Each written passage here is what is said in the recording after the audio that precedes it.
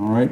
And, Sam, I'm sure, you and I both have the same kind of detector when it comes to BS. And the Trump team has offered up a slew of shifting explanations that don't pass the test. They don't pass the smell test. This is what they were saying, that they've been cooperating already.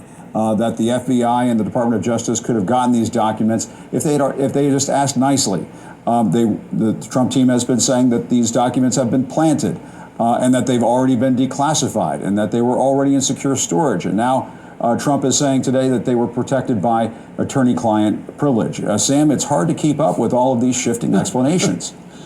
Yeah, it is. Well, I'm for both sides' call on an examination of this. There should be an investigation. The Justice Department should, and everybody connected with this, including the FBI, should explain exactly what they did, why they did it, and why it was legal and necessary.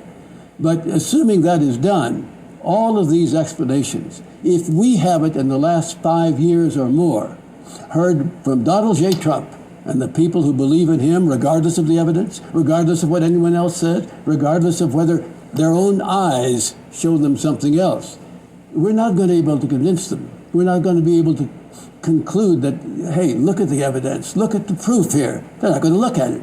And so I think they're lost, and I regret it, because in other respects, they're American citizens, and in many respects, really good neighbors. But in this respect, we're not going to allow them to control the country. They're not going to seize the United States. Donald J. Trump and his merry band really have lost. We're going to have another dip. Maybe 2024 is the dipping point. But the majority of Americans quite clearly want to preserve the country, the democracy, the ideals, the opportunity for everyone, regardless of the color of their skin or their way of religious faith, to rise. I think truly this glass may be half full at the moment, but it's filling up.